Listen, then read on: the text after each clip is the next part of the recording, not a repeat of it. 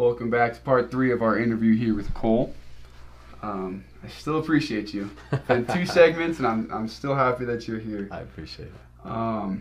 So kind of winding down on baseball a little bit, but just want to talk about some memories that you may have had from it. So, obviously everyone loves just hitting home runs. Sure. And so, has there ever been just like a home run, just swung, boom, you knew it was a home run, like didn't even have to look at it?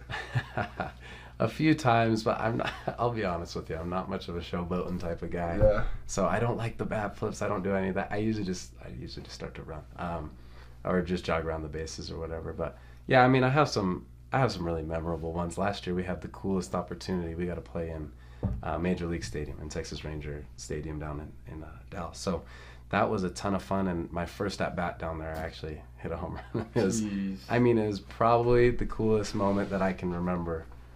For my playing career, at least the most memorable for me. So yeah. So as you've been playing, as you've matured through your career, is there someone that you've like looked up towards like professionally that you're like I want to model my game after them? That's a great question. I think in sports, and not just in baseball, I always try to look for guys that I think are like good human beings that are also really good at the sport. Right? Those are the people I'm always attracted to. Because I'm an Angels fan, I obviously look at a guy like Mike Trout because I just think he's a great example of a good leader and obviously a phenomenal talent and different things like that.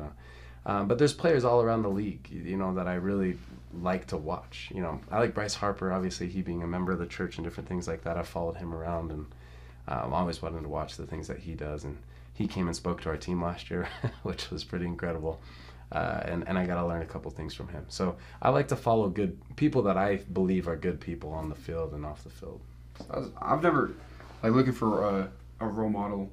I usually look for who I can model my game after, but I've never even thought about just people that are good people. And I feel like that's such a strength that you can have to have the same person you can just look forward to. So I'm taking that into my career who I'm going to look forward to.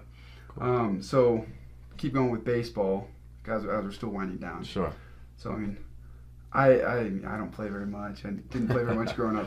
But what's the most exciting part? Is it just like hitting a home run or like diving for a catch or right? What do you find is the most like get your heart pumping, like you're just exhilarated, like what gets you going? I think every hitter would tell you the same thing. There's in the entire sport of baseball, there's nothing better than home runs. There's literally nothing that a hitter wants to do more than that. And if those moments can happen towards the end of games and big moments in close games, that's when all the stars align and all of a sudden becomes like these historic, memorable moments for you in your life and your career. So I would say home runs for the offensive side.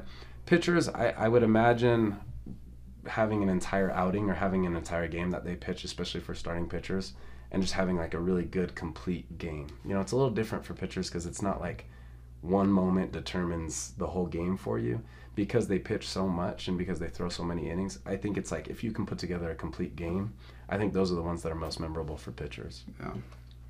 But for you, it's just homers. Whacking a home run. Homers.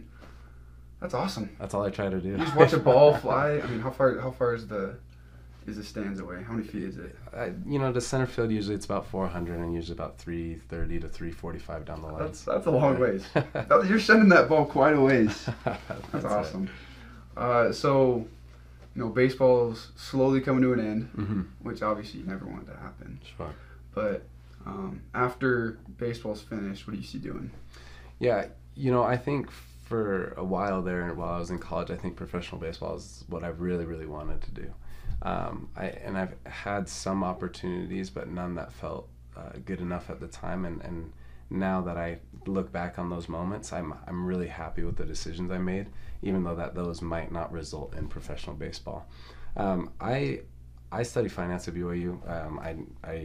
I like to learn about money. I like to learn about how to make money make money, right? Yeah. I like to learn about all those different things. So being a finance student, I like wealth management. I like all those different things. And I had an internship this past summer at a financial advisory firm in Salt Lake that I really, really enjoyed. So that's probably where I'm headed now, coming to the end of the summer. I had such a good experience with them. I think talking about really good people and good examples. The guy who took me kind of under his wing, the CEO up there, he was so good to me that it just made so much sense for me, to return that way and be part of, the firm he's created. So, do you plan on staying around Utah? Are you gonna You want to experience some new places, or what do you think? Yeah, it's great. You know, as much as it's up to me, it's also up to my wife, right? That's true. I think I love Utah. I love the state of Utah and all those different things. I think my wife would love to experience a little bit more than that. Being the great dancer that she is, she's gonna have opportunities across the country, and so we'll kind of have to take that one day at a time. But I know she loves Utah too. She grew up, you know, just down the road from me actually. Yeah. So.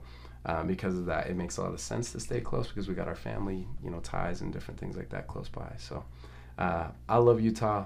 We'll kind of have to see.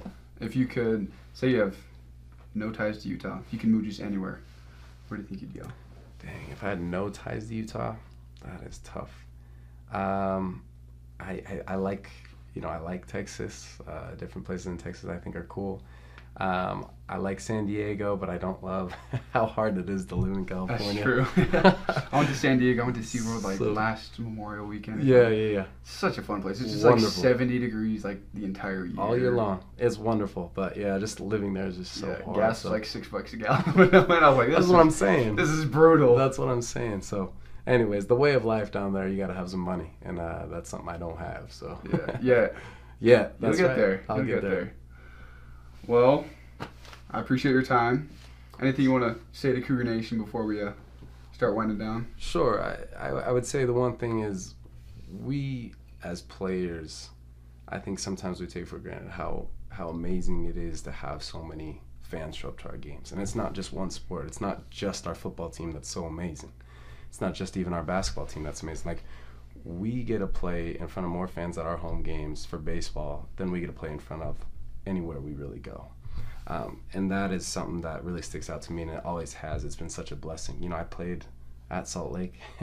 We'd play in front of however many parents would show up to the game, right? Like, that's how it was. And so I just feel blessed that there's people outside of my personal circle, outside of my family, that come to these games and care about who I am. It's actually something really special that I don't think exists a lot of other places. So it's been really a blessing just to see all you fans come to our games and support all the sporting events. It's really quite a fun atmosphere. I have nothing to say but agree to that. Mm. Like, after games, win or lose, they're there just wanting to shake your hand, wanting to talk to you. Totally. Like, it's really a different culture here that I haven't seen anywhere else. Talking to people, they don't see it anywhere else either. It's just something so unique to us.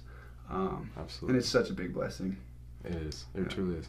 Yeah. Well, Cole, appreciate your time and coming on. Of course.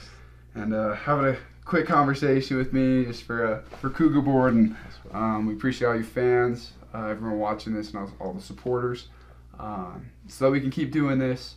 Make sure that you like, comment, subscribe, because it's fun to talk to more athletes and just get to know more people. But thank you, and if you haven't yet, watch part 1 and part 2. Some good conversations there as well. But thank you for watching part 3. Thank you for watching this interview. Please like and subscribe so you don't miss the other 2 parts of this interview, plus all of our other interviews we do with BYU athletes. We also like to give a special thanks to our Cougar Board insiders for making this possible.